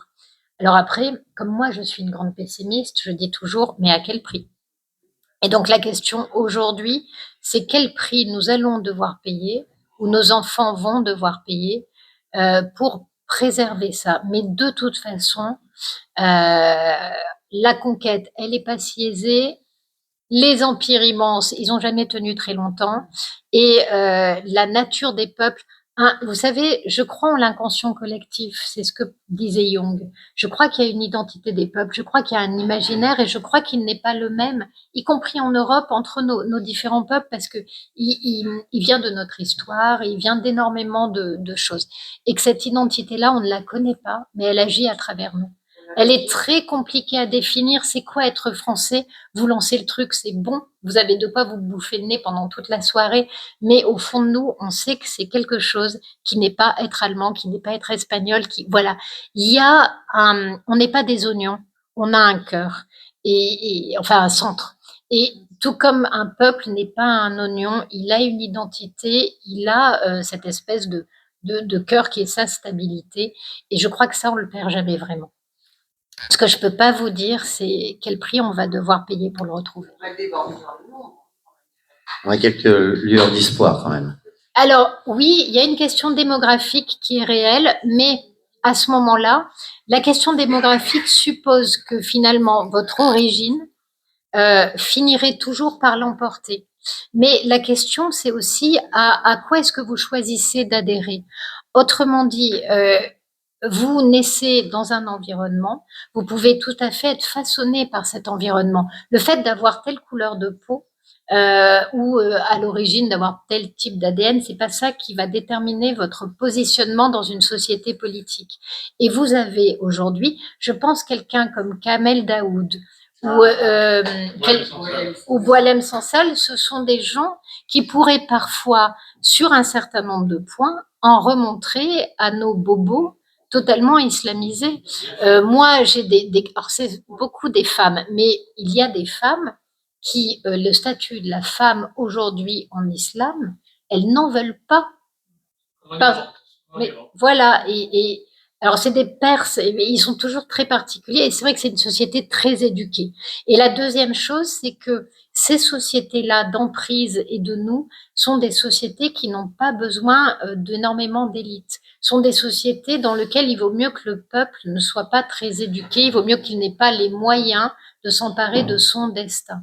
Et ça explique aussi le patriarcat, et tout ça peut évoluer. Donc oui, on a une inquiétude, mais on a une inquiétude si on ne fait pas notre boulot. Parce que normalement, quand vous détenez en théorie l'école, vous détenez le lieu de la transmission. Nous, on est censé détenir l'école, On est censé avoir une influence sur l'audiovisuel et on est censé sponsoriser la production culturelle. Et on réussit à élever des gamins qui se retournent contre ce qui devrait leur assurer la liberté et de poursuivre leur propre destin. Il faut quand même être particulièrement crétin pour en arriver là. Ce que la bêtise a fait, l'intelligence peut le défaire. Mais aujourd'hui, il y a une sacrée reprise en main et elle ne se fera pas sans opposition ni sans accepter une partie de l'affrontement.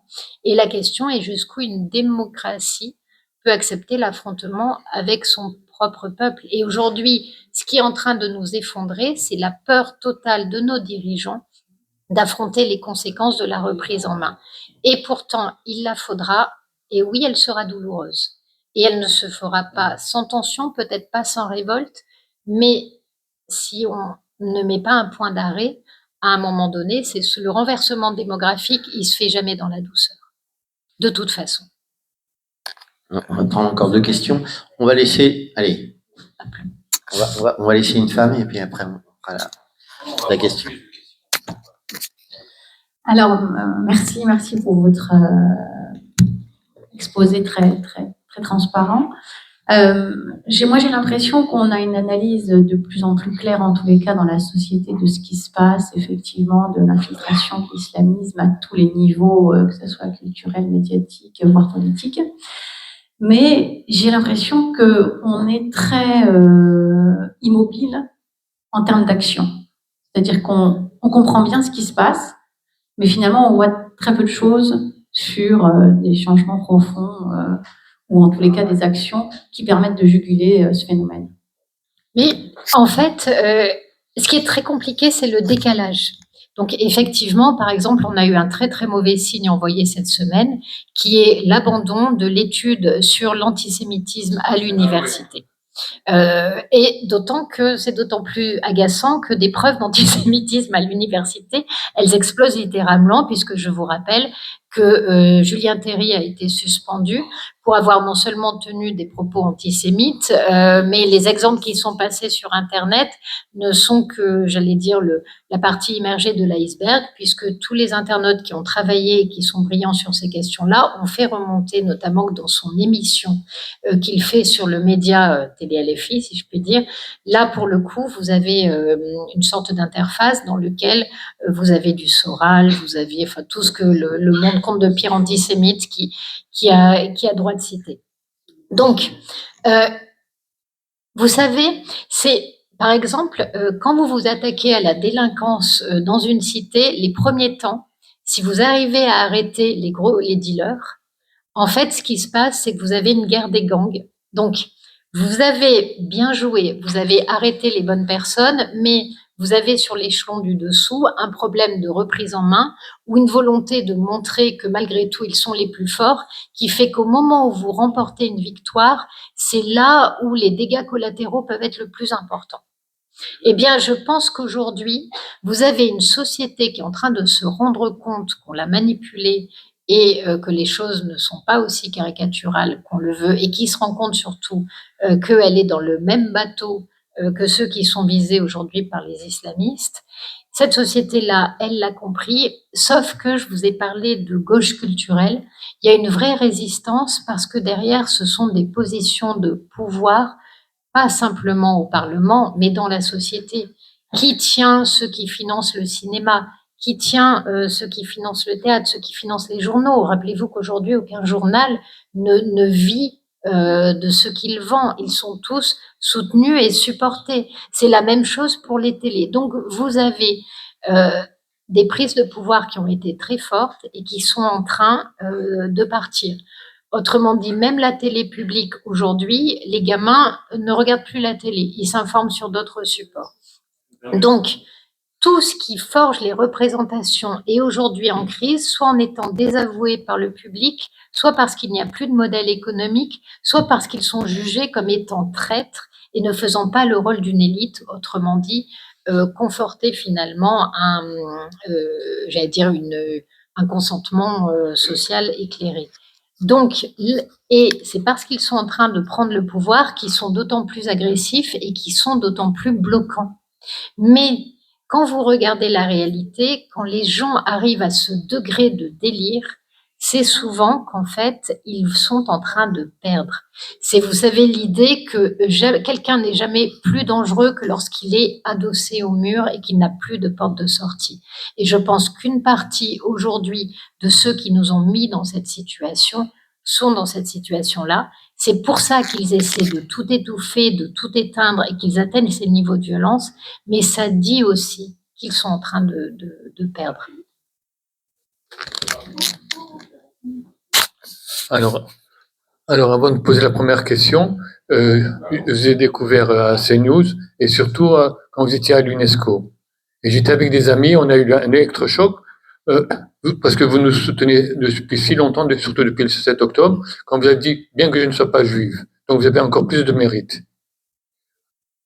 Moi, franchement, j'ai aucun mérite. Quand je vous dis, pour moi, on est dans le même bateau, je comprends. En fait, ce que je ne comprends pas, c'est les gens qui ne se sentent pas concernés par le 7 octobre. Voilà. Et honnêtement, j'ai beau prendre ça dans tous les sens, je pourrais peut-être trouver une explication, mais je le comprendrai jamais. Bon, une autre question à propos de notre cher président. Quand il continue il parlait de famine. C'est quand même notre président, c'est quand même pas des logus, il a un peu de culture. Pour l'histoire de famine, ils peuvent avoir sur les réseaux sociaux qu'il n'y a pas de famine, rien qu'à voir sur, par exemple, le réseau social X, des pubs sur des restaurants à Gaza. On parle de famine, et quand on leur posait la question pour génocide, il n'a pas su répondre. Il aurait pu répondre, il n'y a pas de génocide, malgré qu'il y ait beaucoup de morts. Alors, il s'en fout donc il s'en fout des juifs, notre président. En fait, Alors voilà une question directe. Non, mais moi, je Se moque du monde, surtout. Je pense qu'on est en face d'un homme qui était fait pour être tout sauf pour être président.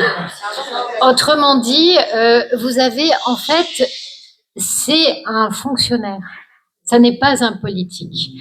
C'est pourquoi, en gros, quand vous êtes brillant et que vous êtes énarque, vous êtes très brillant parce que vous maîtrisez parfaitement ce qui se passe à l'intérieur d'un cadre.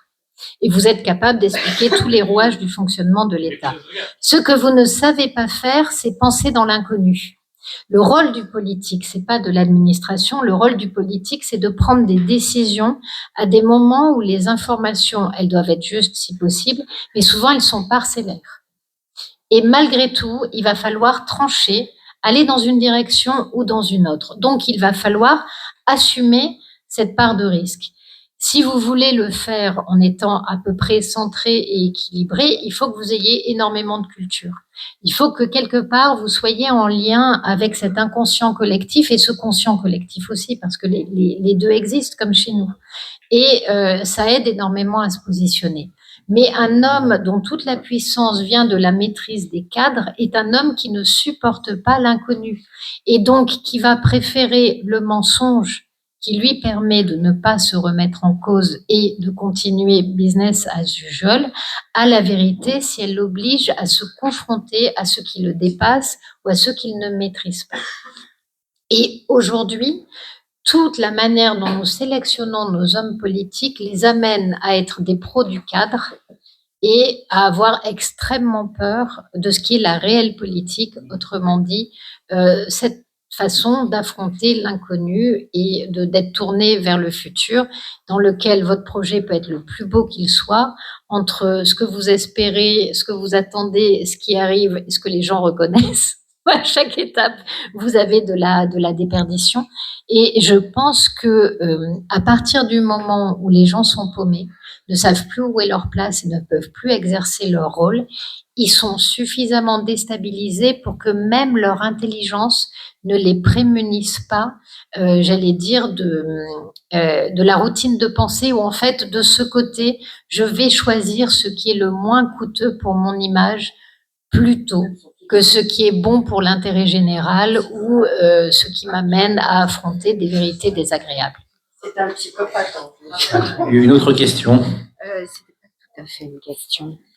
En fait, non, c'est pas une question. En fait, je voulais te remercier beaucoup. Et comme c'est le temps des Lumières pour les gens qui souhaitent Hanouka, je voulais te dire qu'il y a très peu de gens qui, pendant 2 ans, ont défendu comme ça. Il reste encore un otage. Et oui, un corps otage, mais un otage. Oui, mais Et en fait, pendant 2 ans, il y a eu peu de gens, mais il y a eu des gens comme toi et comme d'autres qui ont tenu bon pour leur soutien après le 7 octobre. Et je voulais juste, à ma façon, te dire merci. Il y a un psaume qui dit « Une lumière est semée pour le juste, et pour ceux qui sont droits de cœur, la joie. » Oh, Or zarua la tzadik ulishrelev simcha. Or zarua la tzadik ulishrelev simcha. Avec moi. Or zarua la tzadik ulishrelev simcha. Or zarua la tzadik. Or zarua la tzadik. Or zarua la tzadik. mais au moins, Or zarua la tzadik. voilà. Ce qui est bien avec la musique, c'est que même quand on ne comprend à rien, non, mais il y a quelque chose qui passe, voilà. Donc, Une question ou une chanson? non, mais là, ils ont envie d'aller se coucher, hein.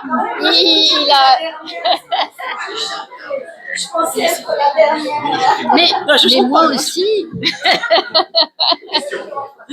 Je vous écoute. Alors, moi, je vais un peu casser l'ambiance après ce moment lyrique par rapport à ce que vous avez dit sur une certaine forme quand même, une certaine manière de continuer, une raison d'espérer par rapport à des invariants structurels permanents qui seraient pas si faciles à mettre à bas.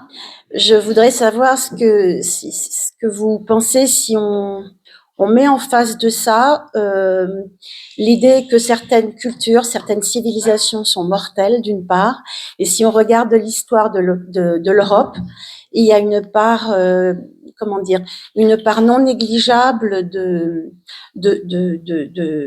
une tension entre un idéal de liberté de l'individu, un rapport à la vérité, et quelque chose de très autodestructeur, de suicidaire, dont le XXe siècle a été, je pense, un des moments fondateurs, rien que la Première Guerre et la Seconde Guerre mondiale.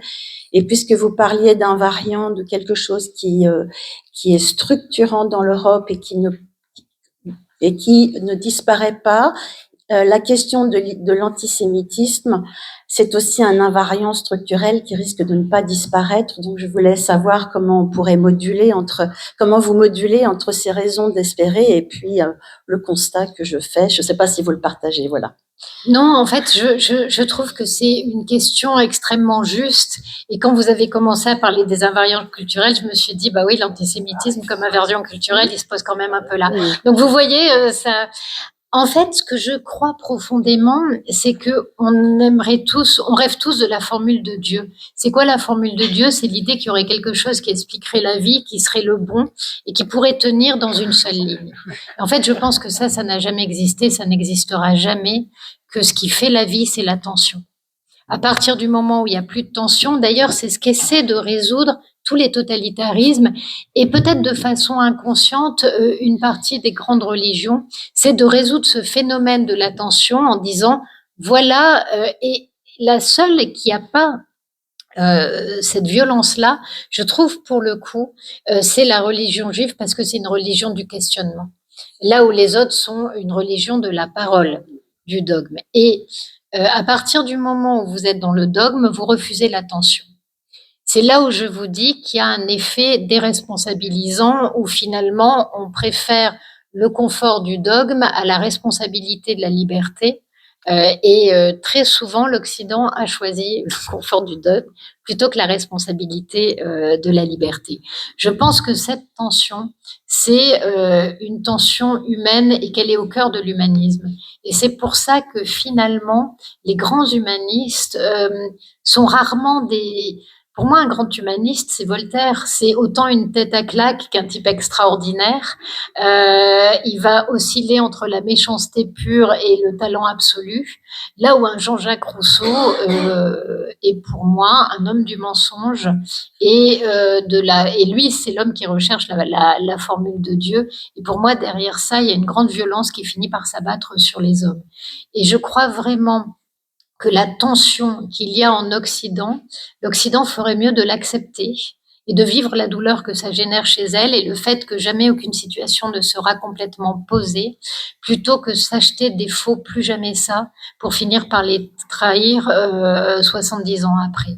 Et je pense réellement que accepter cette tension, c'est ce qui fait aussi que malgré l'antisémitisme, je crois profondément que le peuple juif est porteur de vie. Et là, pour le coup, je sais que ça peut apparaître un peu délirant, mais c'est vraiment quelque chose que je ressens de façon très, très profonde.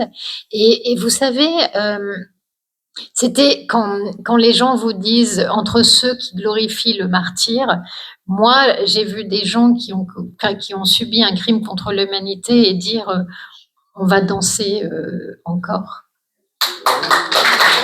Merci, c'est une autre question qui peut être. Bonsoir, merci pour votre intervention. J'aimerais vous entendre sur le RN. Alors, sur le RN, la seule chose que je peux vous dire, c'est la situation politique actuelle. Autrement dit, nous sommes dans un moment d'effondrement d'absolument tous les partis. Et vous avez, pour tout vous dire, quand à la télé, j'ai entendu le fait que Marine Le Pen serait condamnée, pour moi, je vois pas tellement comment elle échappe à la condamnation.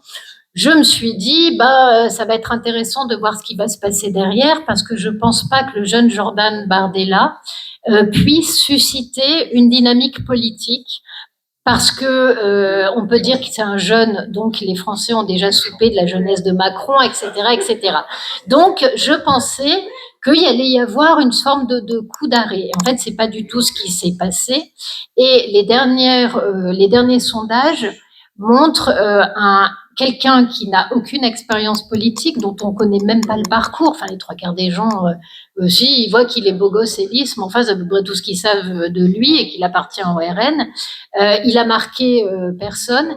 Et pour autant, il arrive à 40%, enfin 36% dans les sondages et il met 15 points dans la vue de la première personne susceptible de le challenger.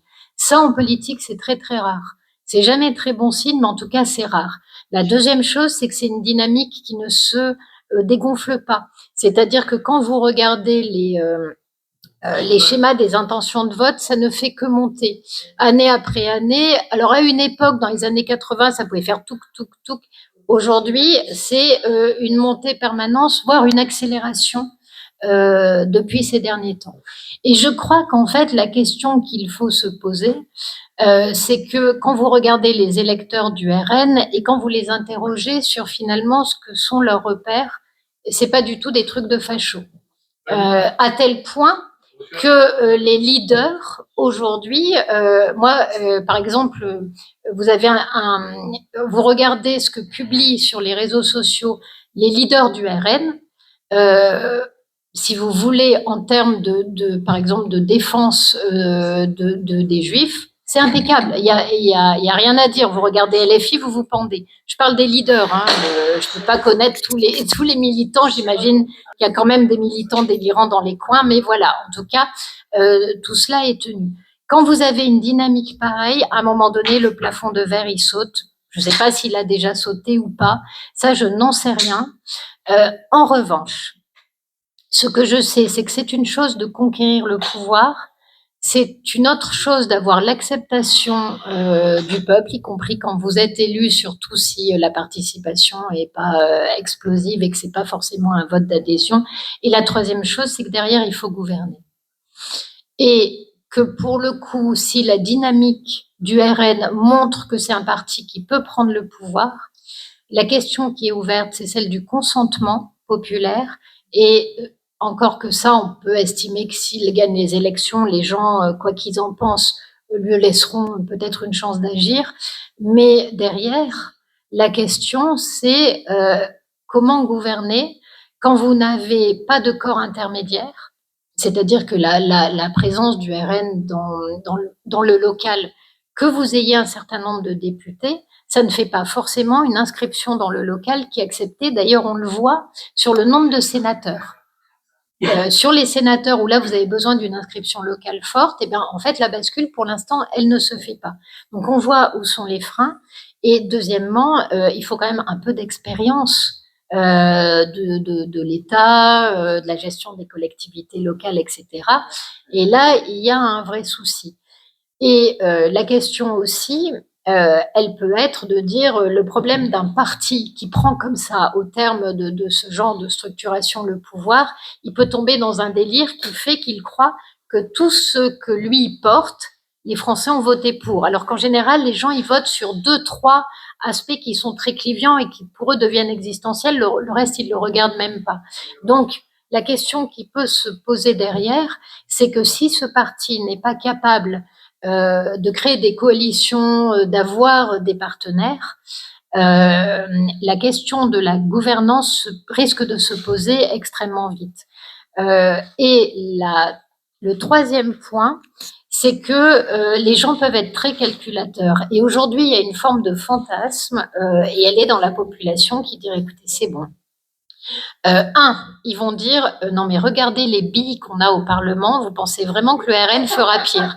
Là, vous avez quand même envie de leur dire écoutez les gars, je sais pas s'il fera pire, mais il vaudrait quand même mieux qu'il fasse mieux parce que je vous rappelle qu'on est en train de regarder les murs et dans 5 minutes on va bouffer les briques.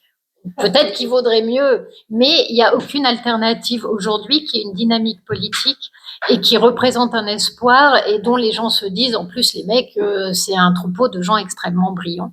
Donc on a ce premier problème. Et le deuxième problème, c'est que face à une gauche qui réussit toujours à s'unir, quand bien même il faut qu'elle le fasse avec les pires fachos qui est de son côté, vous avez une droite qui aujourd'hui peut donner l'impression qu'elle refuse le pouvoir. Alors que quand vous regardez ce qui s'est passé au Danemark, et il y a un fantasme là-dessus, les gens disent, bon, on fait passer le RN, il prend toutes les décisions difficiles à prendre, du coup, il se cogne la population qui s'énerve, et ensuite, eh ben, les gens normaux reviennent au pouvoir. Ils ont laissé faire le sale boulot par les autres et ils ne changent pas les lois. Ce qui s'est passé au Danemark, c'est-à-dire que vous avez eu un temps de gestion d'extrême droite qui a donné des lois très dures sur l'immigration et la sécurité. Et puis, quand les gens ont obtenu ce qu'ils voulaient, ils sont revenus à la maison parce qu'en même temps, ils veulent aussi une sécurité sociale qui tourne, etc., etc. Très, très difficile de savoir dans l'État aujourd'hui, en fait, les gens sont paumés, de savoir ce qu'ils projettent dans le RN, d'autres que leur ras-le-bol. Il y a un seul truc qui est très fort, c'est qu'ils estiment que toutes les partis ont mis en place une forme d'impuissance politique et que le RN est peut-être le dernier à parler de capacité d'agir, ce en quoi ils peuvent être déçus, parce que finalement, on ne l'a jamais vu, cette capacité à agir. Voilà, je peux pas vous dire grand-chose. En plus, pour être tout à fait honnête, c'est pas dans mon activité de journaliste, c'est pas le parti que je connais le plus parce qu'en fait, ils viennent d'arriver. Et donc, pour le coup, sur d'autres, je connais des individualités. Là, voilà, il y a une grande part de leurs acteurs qui me sont inconnus. Merci Céline. Immense applaudissement ce soir. Nous clôturons cette conférence. Merci infiniment d'avoir répondu à toutes ces questions. Alors juste, merci à vous parce qu'en fait, je suis assez seule dans mes activités, etc. Et vous voir tous, que vous soyez venus pour moi, rien que ça, ça me fait un bien fou. Tu as trouvé la différence sur la personne de Merci.